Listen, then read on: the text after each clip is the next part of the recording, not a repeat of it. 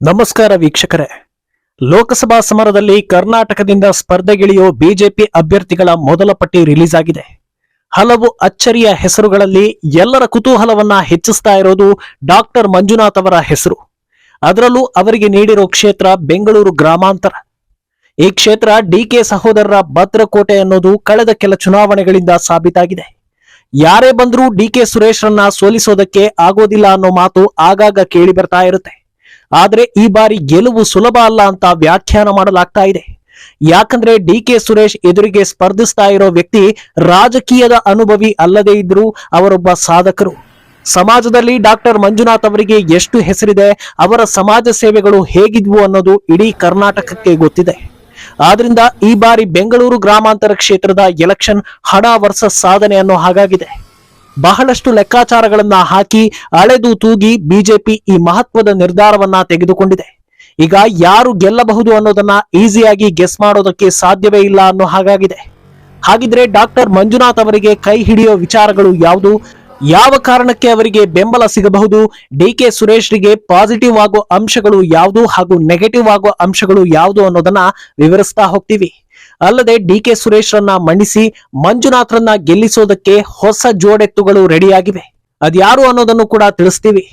ಈ ವಿಡಿಯೋವನ್ನ ತಪ್ಪದೆ ಕೊನೆ ತನಕ ನೋಡಿ ಹಾಗೂ ಅದಕ್ಕೂ ಮುನ್ನ ಮೀಡಿಯಾ ಮಾನ್ಸ್ಟರ್ ಚಾನೆಲ್ ಅನ್ನ ತಪ್ಪದೆ ಸಬ್ಸ್ಕ್ರೈಬ್ ಮಾಡಿ.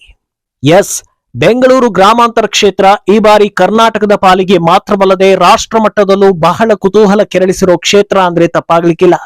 ಅದಕ್ಕೆ ಕಾರಣ ಹಲವಾರಿದ್ರು. ಪ್ರಮುಖ ಕಾರಣ ಅಂದ್ರೆ ಕಳೆದ ಲೋಕಸಭಾ ಚುನಾವಣೆಯಲ್ಲಿ ಕಾಂಗ್ರೆಸ್ ಗೆದ್ದ ಏಕೈಕ ಕ್ಷೇತ್ರ ಅನ್ನೋದು. ಅಲ್ಲಿ ನೆಲೆಯೂರಿರೋದು ಕನಕಪುರದ ಬಂಡೆ.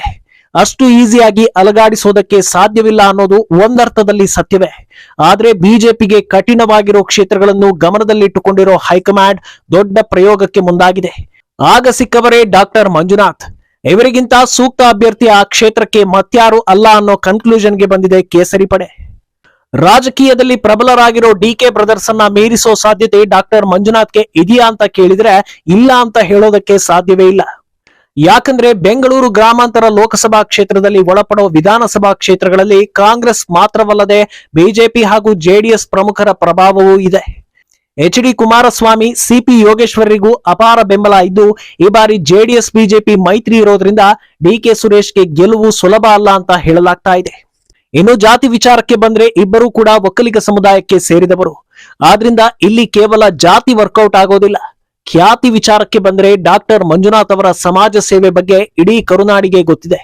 ಜಯದೇವ ಆಸ್ಪತ್ರೆಯಿಂದ ಇತ್ತೀಚೆಗಷ್ಟೇ ನಿವೃತ್ತರಾಗಿರೋ ಡಾಕ್ಟರ್ ಮಂಜುನಾಥ್ ಮುಖ್ಯಸ್ಥರಾಗಿದ್ದಾಗ ಮಾಡಿದ್ದ ಸೇವೆಗಳು ಅವರ ಹೆಸರನ್ನ ಬಹಳ ಎತ್ತರಕ್ಕೆ ಕೊಂಡೊಯ್ದಿದೆ.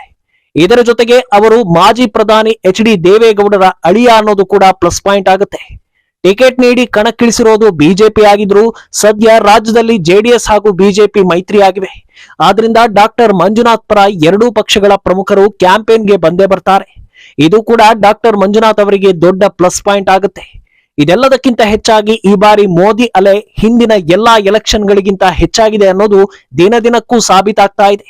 ಈ ಬಾರಿ ಪ್ರಧಾನಿ ಮೋದಿಯನ್ನ ಅತಿ ಹೆಚ್ಚು ಸೀಟ್ಗಳ ಮೂಲಕ ಗೆಲ್ಲಿಸಬೇಕು ಅಂತ ಜನ ಬೆಂಬಲ ನೀಡೋದು ಗ್ಯಾರಂಟಿ ಆಗಿರೋದ್ರಿಂದ ಮೋದಿ ಫ್ಯಾಕ್ಟರ್ ಕೂಡ ಡಾಕ್ಟರ್ ಮಂಜುನಾಥ್ ಅವರಿಗೆ ದೊಡ್ಡ ಪ್ಲಸ್ ಪಾಯಿಂಟ್ ಅಂತ ಹೇಳಲಾಗ್ತಾ ಇದೆ. ಇನ್ನು ಡಿಕೆ ಸುರೇಶ್ ವಿಚಾರಕ್ಕೆ ಬಂದ್ರೆ ರಾಜಕೀಯದಲ್ಲಿ ಡಿಕೆ ಸುರೇಶ್ ಅವರು ಪ್ರಭಾವಿ ವ್ಯಕ್ತಿ ಅನ್ನೋದು ಈಗಾಗಲೇ ಸಾಬೀತಾಗಿದೆ.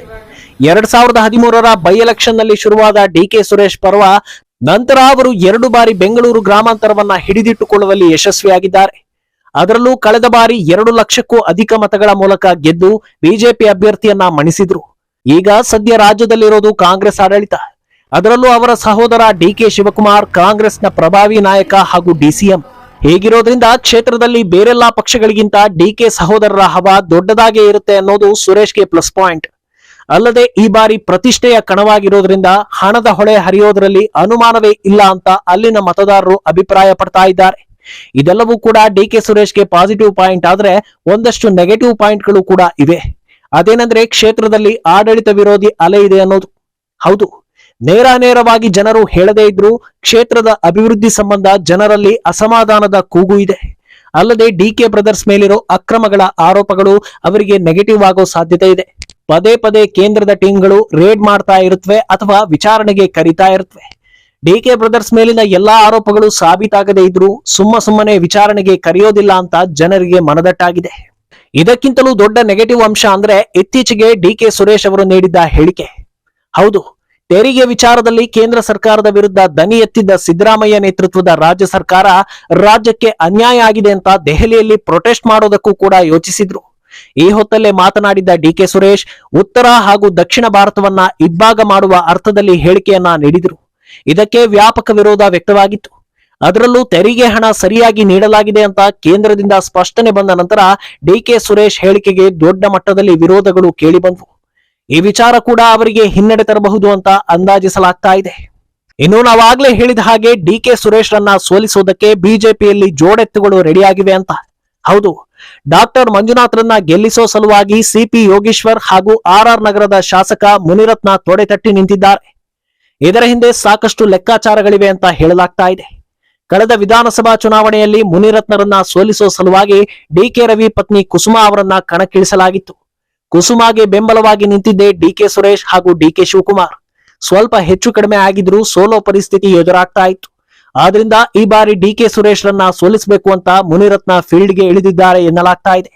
ಇನ್ನು ಅದೇ ಕ್ಷೇತ್ರಕ್ಕೆ ಸಂಬಂಧಪಡೋ ಬಿಜೆಪಿಯ ಪ್ರಭಾವಿ ನಾಯಕ ಸಿಪಿ ಯೋಗೇಶ್ವರ್ಗೂ ಒಂದಷ್ಟು ರಾಜಕೀಯ ಜಟಾಪಟಿ ಇರೋದ್ರಿಂದ ಇಬ್ಬರೂ ಸೇರಿದ್ರೆ ಡಿಕೆ ಪ್ರಭಾವವನ್ನ ಕಡಿಮೆ ಮಾಡಬಹುದು ಅನ್ನೋ ಲೆಕ್ಕಾಚಾರ ಹಾಕಲಾಗಿದೆ.